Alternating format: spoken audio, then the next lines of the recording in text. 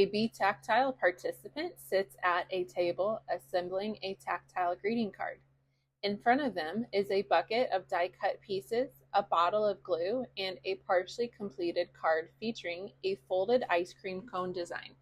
The participant is peeling back the backings from the foam adhesive strip to attach to the card. A pink bucket for adhesive scraps, an embossing folder, and extra foam adhesive pieces are also on the table.